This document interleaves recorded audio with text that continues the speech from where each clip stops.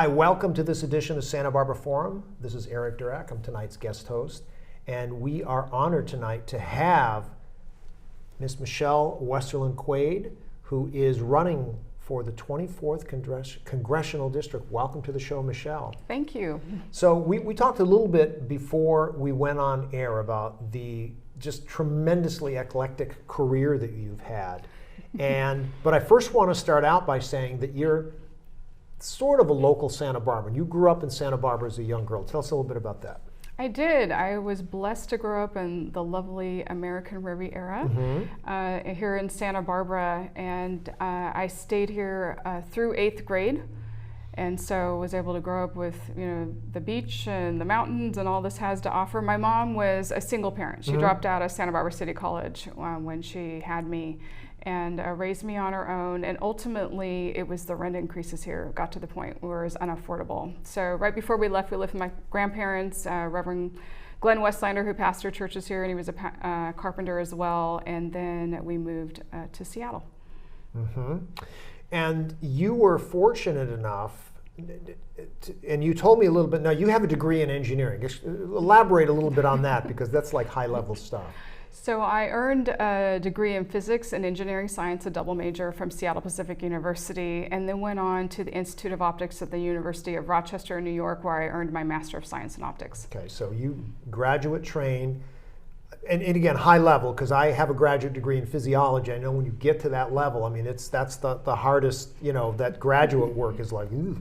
And I know that physics and all that stuff is optics is just so you graduated with that. You were on the East Coast, and then you decided to sort of stay on the Eastern Seaboard. Your first work was in the intelligence community, right? Actually, it's a funny story. I was in graduate school, and they had industrial associates who we had to publish our resumes for them, and I got a call from Eastman Kodak, my first employer back there, and saying, we'd like to interview you. And I said, I have no intention of staying here. I'm going to go back to the West Coast. And they were very persistent. And I interviewed with them, and they said, well, you're interested in the space program. We can't tell you what we do, but we think you'd be really interested in the work we do. So ultimately, I was recruited out of graduate school into national security space, what I call America's other space program. Right. Well, it's interesting. It's like, we can't tell you what we do, but you're going to like it. It's going to be a great Trust job. Me, yes. So that's all right. So you worked in the intelligence community. And of course, if you told me, you'd have to kill me. So we're going to go to the next question. But you worked in, and I'm going to call it government service. So you took an oath of office. You worked in that for how many, 10 years, you said? So I was recruited into government service in 2002, 20 years ago, and took the oath of office. Served as a senior executive, so a peer to general and flag officers in the military and defense intelligence. Okay. And then from there, you went into the private sector, right? I did. After nearly a decade in government service, I went to Google to be their chief technology officer for public sector. And what that means is I was their primary interface to the U.S. government, federal, state, and local, and also international governments. And you used the phrase evangelist. Oh yes, I was also the innovation evangelist. So I was able to travel the world and speak at conferences and other programs on innovation. You were detailing all of the benefits of the company to international audiences. Actually, it was fun because I was able to share my experiences innovating in government, which to some is an oxymoron, but it can be done. I can tell you it can be done. It's not easy. It's not easy. But then also Google. It's because you're working at one of the most innovative companies in the world. People are always fascinated. Right. What's it like at Google? And before we got on air, I said, wow, it must have been really great to work up in Silicon Valley. And you said... Well, actually, I was in a satellite office in the Washington, D.C. area, but I got to go to the Googleplex on travel. Blinds didn't come down, that kind of stuff. So that place is absolutely amazing. I told you that they had engineers and architects that came to the University of California years ago, and they showed some of the stuff that they did, and it was just amazing. No, their offices, I've traveled the world and been to their different offices around the world. Every single office has a different theme. It's fascinating. They must have an amazing interior design budget. So, well, we're going to come back to Google in a second, but so you've had this pretty interesting, very interesting life experiences. You come back to sort of your hometown, and now you decide that you want to run for Congress. Hello? Why? I mean, what is the fascination? Well, I'll tell you, it's interesting, especially since I became a government official 20 years ago. People who had worked with me or heard me speak said, you should run for public office. We really need people like you in public office. And I would tell them, oh, thank you very much. It's not a career aspiration of mine. I'd only do it if I felt a calling. Well, I felt a calling. Really? Okay. And so this is effectively, I took the oath of office 20 years ago to support and defend the Constitution of the United States against all enemies, foreign and domestic. And this is a continuation of that oath. Okay. It's interesting because I told you that I come from a little bit of a political family. My mother and her work with President Ford, and when he was running for president, he was a congressman in our district. And my father worked for George Romney. So I didn't really pay much attention, but people have said to me, you've got to run for politics. And I said, no, I have to run away from politics. But I told you before we went on air that I'm becoming more political because I need to know what people like you do. Because we have, as Michael Douglas said in The American President, we've got serious problems and we need serious people to handle.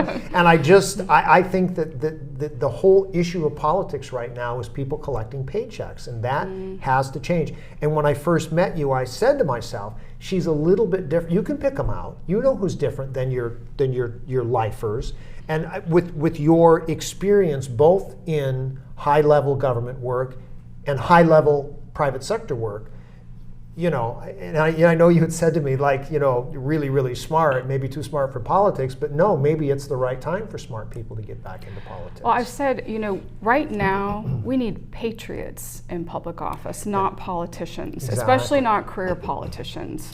Well, and you're running against, your Democratic incumbent who has not been in his office for 20 years, but he's coming into what now is his third term? It's his third term. Third term, and it's like, so he's dealing with federal programs, he's doing these things, there's a nice picture of him outside, giving somebody an award, and all that stuff is great. I know that politicians have to do that on every level, because the president, they have to sign all of these awards and stuff for people all the time. I know 2 or 3 people who have gotten awards from Obama and other presidents. Like, well, it's a high honor to get those things. So I understand that you have to do that, but with your opponent, and I did a little bit of research on some of the past people from the 24th district, and he's garnered over 50% of the vote in his first 2 elections. So what's your plan to maneuver yourself from 18% into that sweet spot? Well, one point I'd make is I'm running as an independent. I'm a constitutionalist. And so my loyalty is to America, to the U.S. Constitution, and to we the people, the citizens of this country, not to a party. Right. And so if you look at, traditional liberals and conservatives, they agree on the U.S. Constitution, maybe just have different opinions on how we would go about implementing it.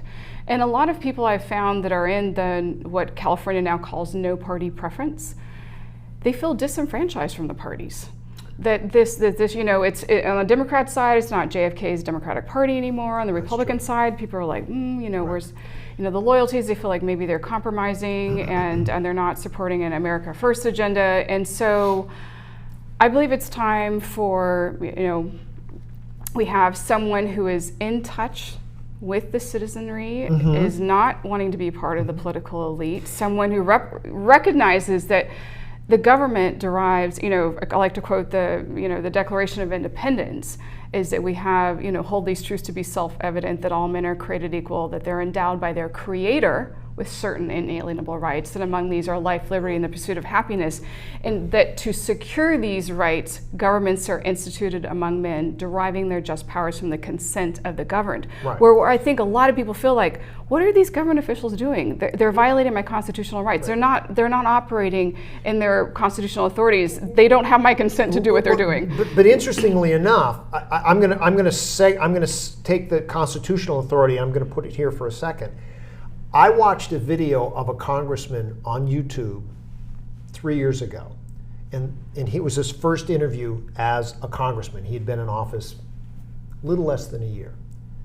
So, Congressman so-and-so, tell us a little bit about your experience as a congressional person. He goes, well, the first couple months, you have to get your office in order, and you have to hire your staff, and you have to do all of these things that have to do with your, the day-to-day organizational things.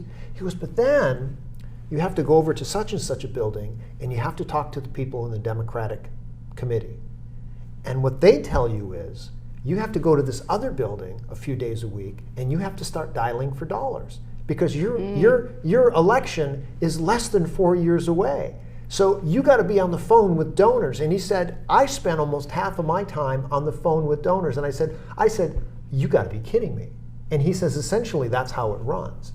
And when I got done beating my head against the wall, I said, how did we get here? I mean, constitutional issues aside, this is just an operations thing. This is a management issue. If this guy wants to be in office in 3.5 years, he's got to raise X number of dollars because his opponent is doing, potential opponents are doing the same thing. And I just like you just said, it's like the Constitution. I'm sorry, I got a phone calls to make. I got to be over at the Rayburn building or whatever. And I'm just like, and it's just people have no idea. And this is what I think about how life in America. I mean, when I found out you were not that much younger than me, I said, wow, because you look 20 years younger than I do. But my point is that you grew up in the 70s. And you understand, like you say, Santa Barbara got so expensive in the 70s and 80s. Ain't nothing like it is now. But here's my point, and I'm going to come back to what you said. Your mom had to work, and I'll bet you she had to work 2 jobs because she had to support you, right? So America, when my father in the 60s, a little bit older than you, he worked in state government, and he could support a family of 4 kids in a house that we built in the late 60s on his job. My mother never had to work. That's how she got into politics, because she had this, she had the time. She had a little bit of time, and she thought it was very interesting. But you sort of go from the milkman delivering this and the 3-bedroom home and whatever, and all of a sudden we're in a spot where, God, we can't make ends meet. So now both parents are working, and now we're working this, and we're working the other types of things, and we got to have a plasma TV, and now everybody's got to have granite tabletops in their house, and now everyone's got to have, a fancier car, and we have to have, I grew up in a house that was 3 bedrooms, 4 kids. I slept with my brother, when we were little guys, and we had a 1-car garage. I know people in Santa Barbara and Scottsdale, they got 6-car garages. Okay, so where have we come in America is that everyone's working to make more money and to do this and whatever, because as we all know, here in California, gas is like $30 a gallon, but you'll never get ahead. And so while we're doing this, government has, gone away from the constitutional constructs that they were supposed to do in the first place. And that's why when I first met you, I said, well, at least she even understands this stuff. Because there are people that are in Congress right now that could never quote the Declaration, and they don't know that the difference between the first, the fourth, the ninth. I'm learning all these things because I have to apply these in some of the things that I talk about. And if I can add is, something our country was founded on Judeo-Christian values, and that influences our rule of law. So there's 2 types of law. There's civil law, and in civil law, your rights come from the government, and therefore if the government decides to take an action that violates your rights, that's okay. What's different in America is that we have natural law, and under natural law you acknowledge your rights come from your creator, not the government, and that no government entity, no government official can violate those rights.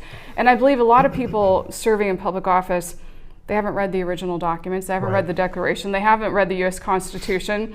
They don't understand economics. That's apparent because we're printing money and we're overspending and no family could survive.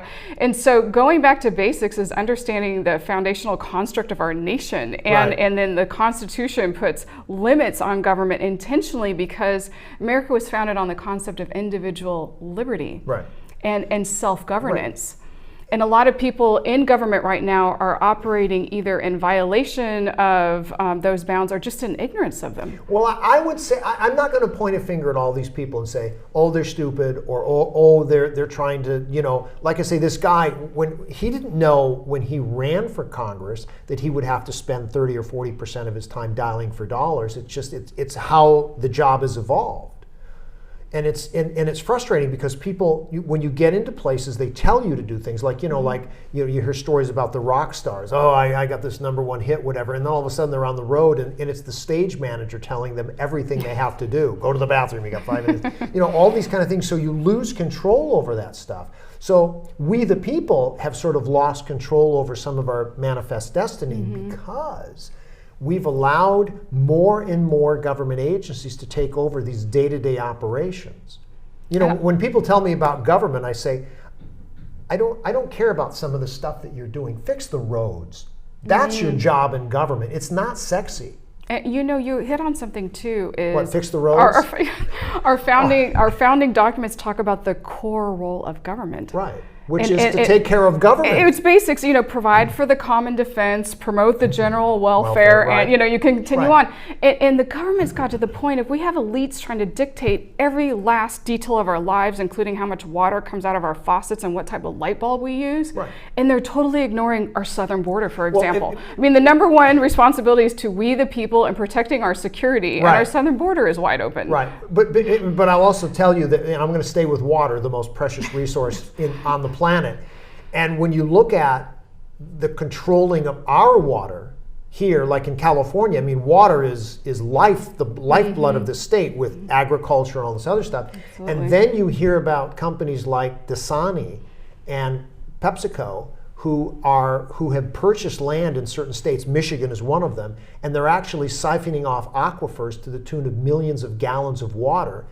And because I'm from the state of Michigan, we have these lakes there. Yes, the Great Lakes.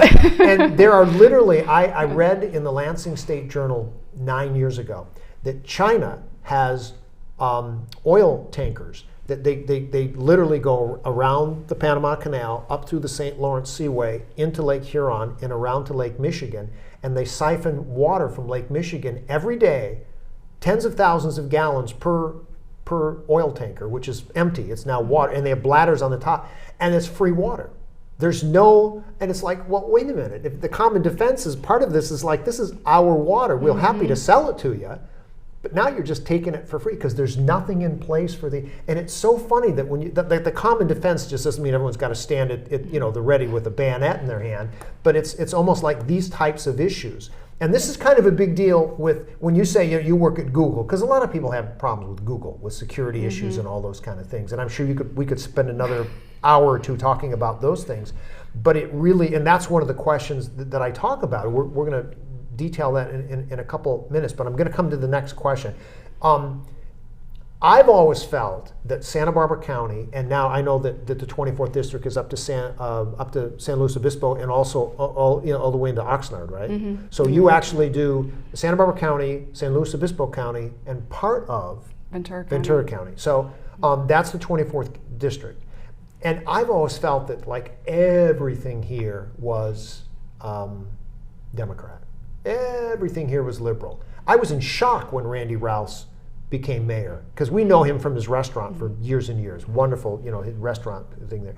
And he was on city council, but I thought, he'll never make mayor. I've been here for 34 years. Every single person who's been in Santa Barbara as mayor since I've been here has been a Democrat.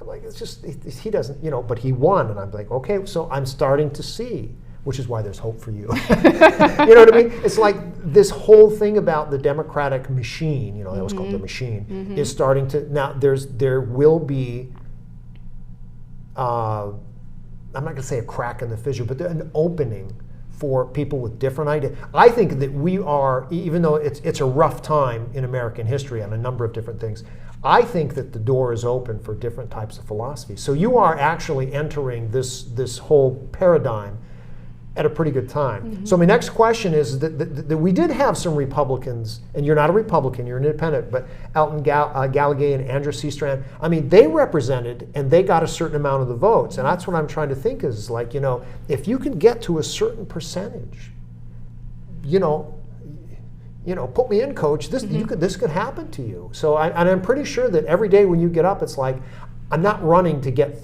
13% of the vote. I'm running to get whatever it takes to get 1% more, 2% more than my opponent. Correct? Yes, I'm running for we the people. And like I said, a lot of individuals, regardless of how they're registered, whether it's Republican or no party preference, Right. or Democrat. They're feeling disenfranchised from the parties. They're like, wait a Oh, I moment, totally wait a moment. agree. I You know, the totally parties, agree. you know, who's dictating the agenda of the parties, and they're seeing their elected officials are loyal to the parties instead of Yeah. them. And it's like, wait a moment, you represent me. You're Right. supposed to be looking out for my interests, not whatever the party's telling you to do. Right. And when they see an incumbent who's like rubber stamping, going with Nancy Pelosi on everything, and they don't really embrace what Nancy Pelosi is selling, they're thinking, and we'll move. I don't want wanna an get into independent Nancy, thinker right, who's going to right. think about, weigh the evidence and say what's best for the people Right, of the so- 24th district. And that actually feeds right into my next question. Is your platform has a number of really interesting components. Like I say, you're a smart person, you're well educated, you come from, I don't want to say poverty, but you come from middle class, lower middle class. Your mom had to struggle, and now here you are. And so the question here, what are some of the top 3, 4, 5 issues that you're actually running on? So give me number one. Well, let me just add to what you're saying, because About your mom? She's a great... well, America is the land of opportunity. And my story is one of those, Absolutely, of the American yeah, dream, is that you can be born into whatever circumstances, and with a solid education. They say you can only build a building as tall as the foundation will support. And that's why education is so important. And I think we're failing our kids in education. And maybe we'll get to that. We'll get to that. That's but in the land of opportunity, you can change your stars. Right. And through hard work, you can achieve a different standard of living. I mean, when I was working for Google, my veteran husband and I were talking about neither one of us, he came from a blue-collar family, neither one of us ever dreamed we would live at that level. And we had that because we worked really hard and we had opportunities, right. and we lived well, and our daughter was born into an environment where like she doesn't know how good she has it. And so part of, if we get back to my points, is, one of them is, number one is individual liberty and equal justice. Okay, so equal justice. And how important it is, our individual liberties. And that's something that, again, set America apart. It was about the liberty of the individual, right. and that a just government protects those liberties, and equal justice for all. So it's not unequally applied. Right now you see, there is true abuse of power in government, where you see persecution of perceived political opponents, and then turning a blind eye to, let's say, burning and looting in cities. Right. Well, and the other thing too is that we have an interesting issue in America with there was the college swimmer who was a man who's identifying as a woman who won one of these collegiate meets, and they're saying that this is going to make and I'm not trying to judge the issue per se, but the thing about it is like you say, that Title IX is actually the law of the land in terms of sports and men's and women's sports in the United States. And the reason that Title IX came about is because women had no voice in sports. Mm-hmm. And I think that again, that you've got people in the government who are looking the other way on this, is because there is an enforcement of Title IX. And that's kind of what they do for a living. So I see that there's going to be a lot of, and we're already seeing this with the whole COVID thing, mm-hmm. people closing down businesses, firing people. There's a professor from UC Irvine who was a doctor, medical doctor, who taught in the bioethics department. He was an ethicist, and he was fired from the University of California because he didn't want to take a vaccine, because he said, you know what? You need informed consent. Mm-hmm. That's the law. That's the law. And they fired him. So of course he's got a massive lawsuit. He got snapped up by a tech company like that. And so, but I feel bad for him. And I actually wrote to him because I worked at the UC system, and I mm-hmm. got his email and stuff, and I said, I am with you 100% because your stance on vaccines is not exactly the issue here. He was a tenured medical professional, right? And they you can't do that. And it's like, so you say, there are laws to protect, labor laws, OSHA laws, all these kind of things. Throw them out the window. And under the guise of an emergency. But let's talk about women's sports. Okay. We've tried to provide more opportunities for women. And how is this serving women? Because what I find heartbreaking is I read these stories of young women who've worked their whole yep. life, the dedication yep. to be the best in their sport. Right. And now it's their junior, senior year, and they're going to break a record, and boom, a biological male who decides to identify as a female blows them out of the water. Right, but is that fair? I mean, it's impacting their scholarship opportunities and other opportunities. But I'm going to come back and say I'm not going to discuss the fairness issue. As a congressional representative, we have to talk about the legal issues. And the legal issue here is a violation of Title IX. Yes. So the school is at fault, that so-and-so is at fault, whatever.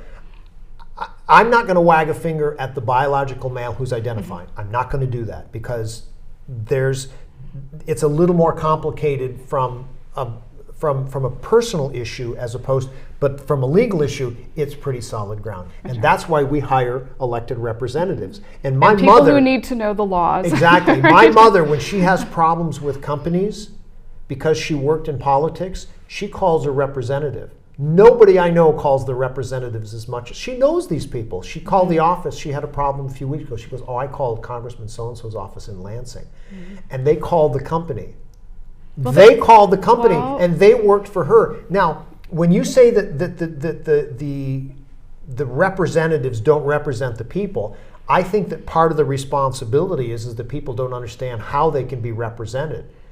I have done more in the past 5 years in terms of dealing with representatives, calling, like there's a bunch of bills now in the California legislature that I want out. And we're not going to discuss them here, but I'm just saying that, so I'm calling, I'm emailing, I'm talking with all these people. There are groups and groups that you very well know, because that's how I met you, through some of these medical freedom or other freedom type groups in town. They didn't exist 10 years ago. They exist now, because now people are concerned about the direction that our government is going. When you have people who identify with the pharmaceutical companies or the big tech companies, as I say with Google, I don't think that you see that there's a conflict of interest, but there may be somebody who says, well, she's a big tech person, so But when you say that you're representing, you're back into I took an oath mode. Well, one thing is to touch on is when Ben Franklin was leading the Constitutional Convention, right. They'd say that as he left, someone said, "What type of government did you create?" And he said, "A republic, if you can keep it." And so what's required to keep a constitutional republic is you need citizens who are educated, informed, and then stay engaged and We can have the best constitution in the world, but if we, the people, don't know what's in it, and don't hold our elected officials accountable when they're violating it, it's meaningless. Right. And so then you go to you touched on what happened during COVID. Right. States of emergency are not supposed to go on for 2 years. States of emergency are supposed to last 6 weeks. And so when our lockdown went past 15 days, that's when I went on high alert that there was other agendas at play, and there's definitely been abuse of that. And you had people being told, well, you're essential and you're non-essential, and you can't go to work, you can't open your business, you can't support your family. Right. That's not right.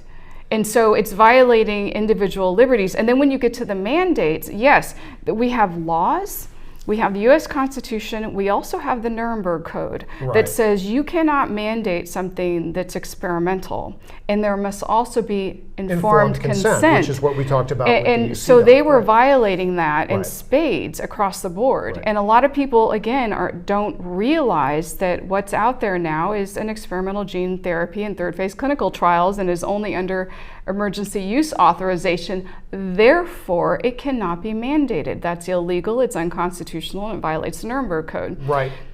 And I agree with 100%, because like I say, if you found out about me, is that I started researching vaccines before the internet even existed. So I have read thousands of articles about vaccines. I actually interviewed a top vaccine expert from New Mexico here on the show. I did a Zoom call with him right here in the studio. And I have met Bobby Kennedy. I've met a lot of these other people. Dr. Malone was just here in town. I emceed his event. Right, and you guys did a great job, and I was very happy to see the number of people there. There was about 1,000 people on the Hill, and then the news didn't report on it, which was very interesting. But interestingly enough, all politics is local, right? And I happen to know the owner of the Santa Barbara news press, and he's been here at TV Santa Barbara many times, because he used to have a travel show here, and he was in the other studio. So I've seen him here a number of times, and I've known him for a long, long time because we had a mutual friend.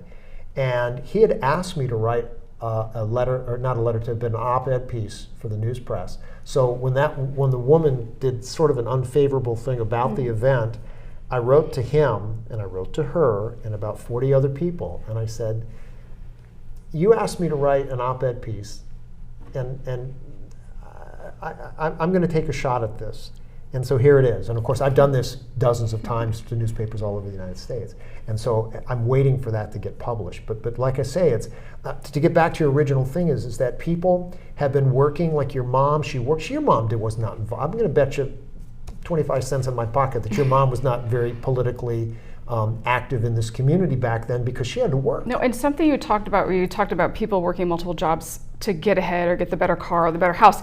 There are so many. I was going to say, we cannot overlook, and I know this because I lived it, is there's so many in this community who are just struggling to get by, to put food on the table, to pay the utilities, to pay the rent. And and some people end up homeless when they, because of that, because of the expenses, or they weren't able to work. So many people left our area when we had the forced closures because they just couldn't survive. Well, I think in Santa Barbara County, we had about 15-20% of restaurants that closed. And this is how people make their livelihood here. This is, as you know, you're going to be representing this district. This is a tourist community par excellence. I mean, my brother lives in a town in Michigan called Grand Haven, which is right on Lake Michigan. It's a wonderful community. They've got nice little ice cream shops and wonderful restaurants, and it's a hip vibe community. It's really great, but it's not Santa Barbara. I'll have to tell you, State Street, even when I moved away and I come back and visit my grandparents, it was always fun to just go down State Street. It was depressing to go down State Street. It was like a ghost town. You expected tumbleweeds and you're going to hear the good, the bad, and the ugly. And my family and I, we were just like, this is awful. And to see businesses, they were here for decades and they closed their doors never to reopen again. That was just wrong. Well, and like I say, I'm certainly not going to, sometimes it's not about fair. It's about legal. What happened to Santa Barbara and every community in the United States is that you had a bunch of bureaucrats that did illegal unelected officials who did not have the authority to do things that completely destroyed many people's lives.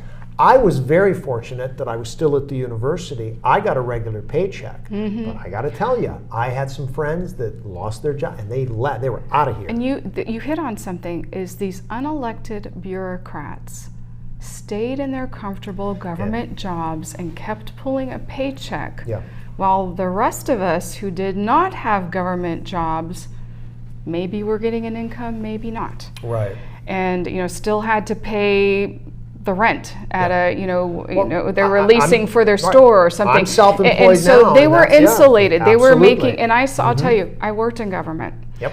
There are a lot of people in government that have never worked outside of government a day in their life, and to them this is all academic. And to me, what's most valuable is you have people serving in government who had a real job, who knew what it was like to make it. But did you not a real job? Did you go from academia to government or academia to private, then to government? No, I was recruited out of graduate school into industry. So I worked in industry over a decade before being recruited into government, and then worked in government for nearly a decade before going to Google, and now I'm self-employed. So exactly. So as am I, and like I say, and a lot of being successful in self-employment is attitude. Because I had a short-term contract here in Santa Barbara that has ended. You know what? I'm not worried at all. I got a new office. I've got people that work for me. They're all part-timers, but they're wonderful people, and I'm going to expand my business, and I'm going to grow. I'm going to do great things because it's my attitude. Because I have a coach, and we talked about that too. And like I say, that's part of what you do as well, is that you have to do this with other people. And you're right. I mean, gosh, there's so much opportunity here. And I think that when you work in government, when you work in an insulated type of environment, because I worked at the university and it's very insulated out there. People Academia think a certain and government way. are similar in that regard. But I didn't work in the academic standpoint. I worked in the administrative standpoint, and people think a certain way. I'm not saying that they're bad people, but they just think a certain way. And now that I'm sort of back out in probably one of the worst times in American history to start a business, like with you, And look at us. We're on TV now. We're famous. No, just kidding. So let me get back to some of the questions here. I'm going to move from question 5. Well, actually, I'm going to come back to that. So thinking about the 24th district here, there's a lot of business here and that have been closed or been changed or been morphed. Do you have any plans to sort of, I mean, in the master, I'm sure your head is spinning at 1,000 revolutions per minute about how you can sort of revitalize what we have here in Santa Barbara from a business and opportunity standpoint, but still, but not like plunk in another oil and gas company that that could put oil on the beaches or something. What's the master plan here? Well, a lot of the things that are impacting our community obviously are local government or even state government issues. But at the national level in Congress, there are things that were happening at the federal level that were impacting us here locally. And we talked on some of the illegal mandates and telling people you're not allowed to work. Right. And there's also overburdensome regulation. And part of the role is not only having new legislation in Congress, but it is going through with a fine-tooth comb of laws that have been passed that are not constitutional and are too much regulation. Removing that regulation because, in free market economy, we don't really have that right now. We have government manipulating the economy. They're printing money, which is not a good thing. And we have crazy, 30 or 40 year, inflation that we're dealing with right now. Free market economy says, you know what, Eric, you have something that I want, and so would you trade with me? And so we have that great innovation. And if you want, and Google even had this saying, if you give people freedom, they'll amaze you. What allowed us to thrive in America is that liberty, is that freedom to innovate. And when government starts getting in your business and telling you how to do things, that's when we see that innovation being squashed. I have 2 questions. In the legal profession, they tell you never ask a question that you don't know the answer. But I'm going to ask you a question that I actually don't know the answer. In Congress makes laws. The executive branch is supposed to enforce those laws. Is supposed to enforce the laws per se. Right now, you see the this administration is doing executive orders trying to be a law. Exactly. Well, which a lot of them is done. But my question is, Congress can make a law. When I was a kid, we had the television commercials. Schoolhouse Rock. Schoolhouse Rock. Right. Right. Okay. So here's my question: does Congress also have the ability to rescind a law? We have 25 million laws or something. They'll amend them. I mean rescind them. Right? Let's say, and I'm going to take Citizens United because a lot of people hate it. That was Dick Cheney or whatever. Can you rescind Citizens United? Can the Congress, by virtue of what they do as a structure, as an entity, can they take that law and say it doesn't exist anymore? Roe versus Wade, it doesn't exist anymore. Citizens United doesn't exist anymore. We're going to rescind it. Can you do that? So part of it you see is there's organizations who are calling into question laws. And then those go before the Supreme Court to say, are these really constitutional? Okay. And so that's when, if you get a ruling that's unconstitutional, then you have to go, wait a moment. Well, this has to be changes. Let's say the Supreme Court or district courts or whatever, but they'll actually rule on the law, like with the abortion debate now. Roe versus Wade is still a, quote, law of the land, but in Texas and in Louisiana and Mississippi, they're trying to chip away at it. Well, you can only have an abortion now, or you can only go to this state, but not. So they're chipping away at it, but they're not. Why can't you just get rid of it? Well, you touched on something too. I'm touching on a lot of things. Hopefully not your nerves. We go all different directions, but in a lot of cases, and again, if we look at the Bill of Rights, is that individuals have rights. If we look especially on the 9th and 10th Amendments, right? Is that what's not specifically enumerated there for the federal government, it belongs to the states and the people. And we see that the states, the federal government has really expanded their reach beyond where it's supposed to be, and they're trying to influence the states. And I would even look at the Department of Education, right? Department of Education, that wasn't the role of the federal government, but you see the federal government has monies And then they're dangling it kind of to the states, as if you adopt our Common Core, then you're going to get money. Or the COVID money. And then the COVID money. The amount of money that went to, it doesn't matter how many citizens went to a school board meeting, they were still going to vote because they wanted the money. And so then you have, again, in that case, some elected officials, some not, who are just looking at the money and not looking at what's right for the citizens in their decisions. And so we see the Fed is then manipulating state and local governments that way by dangling money. And that leads me to my next question. If you could wave your magic wand in education, what would you change within the system? Not just pouring money into these things. What fundamental area of education needs to be changed independent of getting money out? Because I see money as the root of all evil here. Well, one thing is, if you look at California. California, let's say, like, per capita, we're spending more than many states per student. Exactly, like twice as much. On education, and yet we are ranked really low on the list. And so going back to, in my personal experience, of the importance of a strong foundation in education, is we're failing our children. It used to be reading, writing, arithmetic, true American history, and civics. And so many schools are not teaching that. And this is where you see, in a lot of cases, we're getting agendas. And we're having things like the 1619 Project, which many historians flagged of gross inaccuracies. And it's saying that we were founded in 1619 and based on slavery and white supremacy. It's all falsehoods, but it was fabricated. And then they turned it into a curriculum, even though historians said this is totally inaccurate. So our kids, instead of being taught true American history, some of them are being taught 1619 Project, which is a total fabrication. And then you have critical theory, which is a Marxist underpinning. And then you see it because we don't have class warfare in America. But there's racial tension. And so it manifests itself as critical race theory here in America. And then you have those agendas of people trying. I mean, I have to imagine Reverend Dr. Martin Luther King would be appalled to see. We're now saying, he said, I have a dream that someday my 4 children will be judged by the content of their character instead of the color of their skin. And we have kids being taught that let's check our shades of skin, as I'm a little darker than you, therefore you're oppressing me.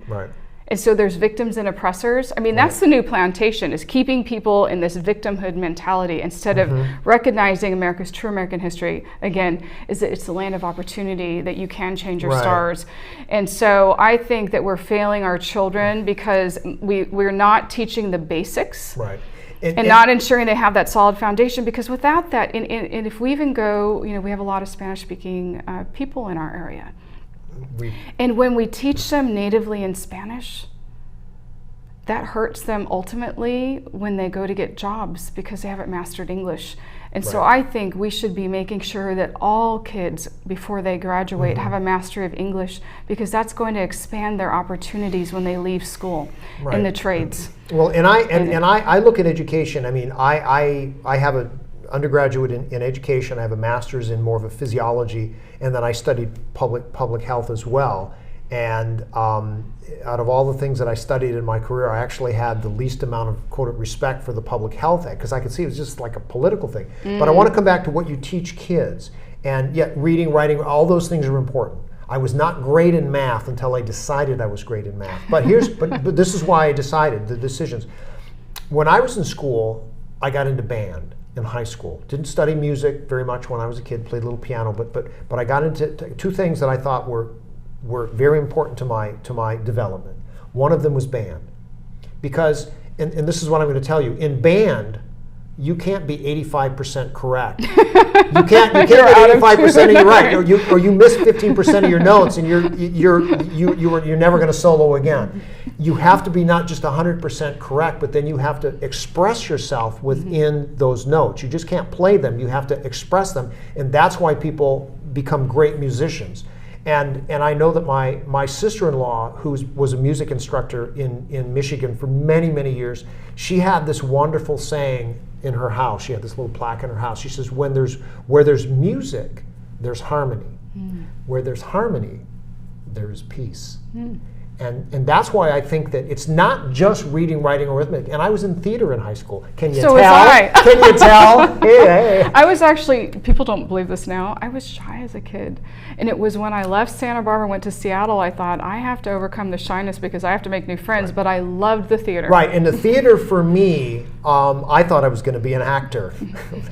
but I was in all the plays in high school. And how did it benefit me? Because I didn't go into acting. I started presenting research and educational pieces at national health, fitness, healthcare conferences. I've presented at over 200 national conferences and workshops in my career. You don't think that theater has... There you go, yeah. That is my theater. And all of these things are important. So when you talk about, and again, I'm an older guy. I understand some of the basics of this Common Core, which I think is crazy because I read things on social media, and the critical race theory, and all of these things that people are going to, and I think they're just crazy. So I'm going to come back to you with your magic wand as a representative of the people. You might have influence with the Department of Education. Are you going to propose something that we sort of get back to this, get back to the basics thing? I'm going to write that down. So you can actually have an impact at the congressional level. That a series of bills are going to be that are really going to, do you see yourself doing that? Well, the number one thing is parental rights. Parents have the authority to decide what's best for their children. And their education as well. So I support school choice. So whether you want to homeschool your child, or you want to put them in charter school, you want to put them in private school, you want to put them in public school. And because a parent who loves their child will know what's best for their child. And again, we joke about, when I was in government and we had operations, military operations overseas, we talked about the 10,000-mile screwdriver. And so what I say out here in California is a 3,000-mile screwdriver. Someone in DC telling you how to live your life. We don't want that. Right. And so number one, parental authority. Right now is you have parents going to school board meetings and they're upset. And this administration is labeling them as domestic terrorist. Yeah. Well, I've seen tons of social media where parents have gotten up to talk about the mask issue or some other type of issue that is important and sort of legally relevant, who are just get shut down. So you used to have 2 minutes, and now you don't get any time. Or 60 seconds. Or if you start talking about something that they don't want to discuss, they just cut you off. It's censorship. It's cancel culture, and that's not the way in America. Yeah. We have a First Amendment, freedom of speech. And they're violating that as well, where it's like, if you do not toe the line, if you do not follow the narrative, you'll be canceled. And it ties to those California bills. One of them says if you don't agree with the government's narrative, there's penalties. Right. Well, that's not the American way. Specifically, and I know it's not the American way, but everybody's well, that's not the American way. But my thing is, as a representative, you're going to be a representative. Are you going to go after that bill? Are you going to go after those people? Absolutely. Yes, because it's individual liberty, parental rights, and that we uphold the rule of law, and the federal government's not in your business. Right. Well, and I really think, you and I talked a little bit before about some of these new business ventures that I'm doing. I think that your campaign slogan should be "Speak often and carry a big stick." That's right. All right. So, but again, all right. So I get that. So charter schools, homeschooling, which they're trying to cancel. And I started homeschooling a little over a year ago. My daughter, she's in 8th grade, and then they asked me to teach the 9th grade this year. So I am a homeschool director for the 9th grade. So this is the physics component of this. When you put this into the rocket, I can only imagine having my kid in your class. Wow, smartest kid in the world. Anyway, all right. So speaking of you've had this eclectic career, and we got about 10 minutes to go here. So we're absolutely on track. I got 2 or 3 more questions.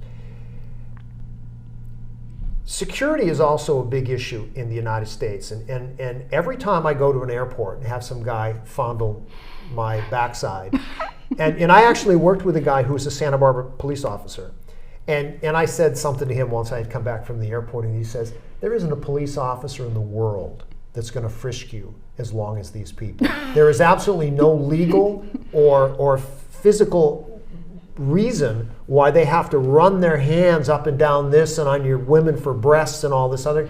It is the most illogical thing." And I'm just like, it's illegal. It's illegal. The department, the TSA, the security, it is illegal. And this is a group that has so much power. I said something to a guy at an airport once, and I thought he was going to arrest me. Well, first of all, you're not, I don't know if maybe they are enforcement officers, but they don't carry guns and they don't have, handcuffs. But there's a part of me that says, this has got to change. This has got to change because, and you talked about communism, you mentioned, I use the word fascism. Because what Karl Marx, there's some things that Karl Marx said, to each according to his wants, to each according to his needs, that's a little bit different than, I'm going to bootstrap you, and if you say one thing, you're on the ground. And look what they did to Judy Mikovits at the Santa Barbara airport. She was wearing a mask they didn't agree with. She wasn't not wearing one. And they arrested her illegally. And you know what Dr. Malone touched on? He said, what we need to fear more than a pandemic or whatever else they're trying to fearmonger is totalitarianism. Absolutely. And that's what we see. And so, the fascist dictator Mussolini, and he was advised there's a way to win a war without fighting one. And it's a long march through the institutions. Right. And you get the thought leaders in academia and which industry is exactly and media, what they've done in the last 30 years. And you change the worldview. And when you can change the worldview of a people, they're easier to conquer. And so we've been seeing, there's the isms. There's a Marxism, communism, fascism, and then we have globalism. Right. And so there's a globalist agenda at play. I like to tell people, Build Back Better. Where did that come from? Didn't come from Joe Biden. Didn't come from the Democratic Party. Came from the World Economic Forum. Right. And if you go on the internet, Schwab and those guys, right? Klaus Schwab and the World Economic Forum, and if you go on the internet and search on Build Back Better, you can find video montages of world leaders all saying the same slogan. And Klaus will brag that he owns either the world leader or their cabinets because they're all graduates of the Young World Leaders Forum. And so people need to be aware of what's really going on and the agendas at play. And that is part of what is driving me to run. Yeah. Well, and interestingly enough, there was a television show, one of the best television shows that I have seen, and I've watched quite a bit of television in my life, but it was the Newsroom with Jeff Daniels. And the very first episode of the Newsroom was this New York reporter who's sitting at a forum at Northwestern University in Chicago, and they're asking him, some student asked him why America's the greatest country in the world, and he said it's not. There's no empirical evidence, and he literally launches into this, like we're 24th in this, we're 4th in housing starts with this, employment, whatever.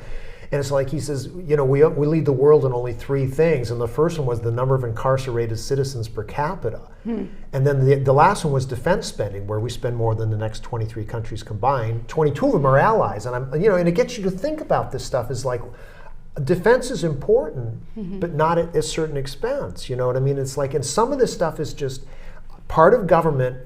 Someone like you, the people will probably be best served if some of the people in government and ancillary government, like I'll talk about the people on K Street who make their money lobbying the people in government, need to be, if you pardon my expression, bitch slapped. You can't be doing this.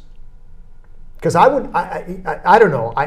Maybe I'd be assassinated. If we go back to core government, it's in our founding documents, common defense. Right. So yes, we need in the peace through strength idea. But I go back to what makes America exceptional. It goes to the individual liberty and self-governance. It's a great American experiment. But what we see now is government has their fingers in so many different things. Right. There's all these special programs and special interest groups and all of that. So it's expanded, it's grown and grown and grown. And so what happens is when a government needs to fund something, either they can tax the people more and they risk a revolt, or they print money, which is what we see now. And what did our founding fathers?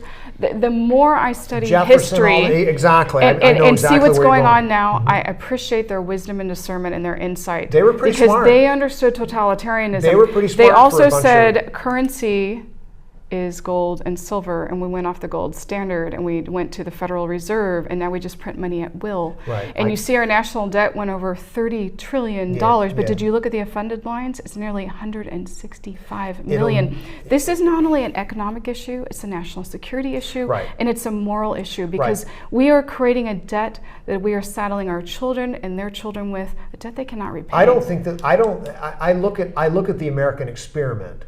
And as much as I dig the fact that you're running for Congress, I think that we've hit, as Malcolm Gladwell would say, we've hit a tipping point in certain issues here in America. And again, I look at defense from two different things. My father was a veteran. He served in in the Korean War. My grandfather wasn't because he was born in another country. You know what I mean?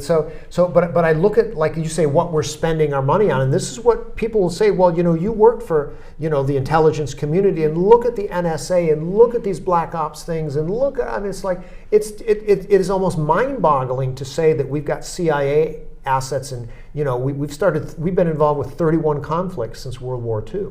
Where we've gone into countries and maybe that's all illegal. I don't know, because we can't find out, because when you looked at some of these things, they're all redacted. So we really don't, you probably know more than a lot of people do, which is why I think you're in a very unique position to be in Congress, because people will say, well, now, Miss Michele, you don't have to worry about, excuse me, you worked in intelligence. And you are intelligent. I'll have to tell you, I may not have used my science technology degrees as I became a public policymaker or senior, right. but that analysis and the critical decision-making skills and testing hypotheses, it led me to ask intelligent questions and expose what's really going on. And in this case, yes, I know enough to know if someone's not pulling your leg, the truth, right? As they say in another thing is, you would ask me about some of my principles, and it is fiscal responsibility and lower taxes. Yeah. But everyone says that. And let me tell you that if you look at the data of and let me go back to, I'm going to start with Kennedy, because I think that the country went to hell in a bushel basket after Kennedy got whacked. But if you look at LBJ, Democrat, okay, and then you look at Reagan. Reagan actually spent more than most people. He actually had the highest debt. And you look at George H.W. Bush. Very high debt. You look at Bill Clinton, he had a surplus. That might have been fudging the numbers. Then you look at W, debt. So it looks like, people like say, oh no, the Democrats are more none of them are fiscally conservative. These people spend money, and my father said this once too, in a debate with a bunch of conservatives, and they said, oh, those Democrats, all they do is spend people's money. And my father, who worked for George Romney and Bill Milliken, Michigan's longest serving governor, he leaned over and he goes, those Republicans, they can spend other people's money just as well as Democrats can. And everyone shut up because he was right. And I tell you, again, growing up below the U.S. defined poverty level, when I was dealing with, I had budgets $150 million, oversaw contracts of $500 million, I oversaw portfolios over $10 billion. And people would talk about, oh, it's just decimal dust. And I would remind them that if we could just sweep all that dust into one pile, we could pay for things like mortgages and education and things like that. So people get a little numb to this because it's almost like monopoly money. It is. It's other people's money. And so we need people in office who are going to be good stewards of that money. And with that, since we've got a minute to go, I'm going to ask you, what is your campaign slogan? It's time to send an independent woman to Congress. Okay. And any final thoughts? Because all of your stuff has been on the banner, so I don't have to ask for your email or people need to log onto your website because you've got some very interesting elements on there. And you have you speak Spanish. I speak a little bit. But I'm just saying that you have a Spanish section on there. And so the short, because I have a long name, the short link to my website is mwq2022.com. So for Michele Weslander Quaid, 2022.com. And it rhymes. And you're right. And we have the pages translated into Spanish as well. Absolutely. Well, because listen, that's part of our constituency. There's a lot more questions that and maybe we'll have a regular feature with you. But I think Michele Weslander Quaid, your first stab here at TV Santa Barbara was a home run. I appreciate you coming in. And for all of the folks here at TV Santa Barbara and the Santa Barbara Forum, this is Eric Durak. We appreciate you being on the show. Hopefully we'll have you on soon. And we'll wish you guys all a good night. Thanks. Thank you.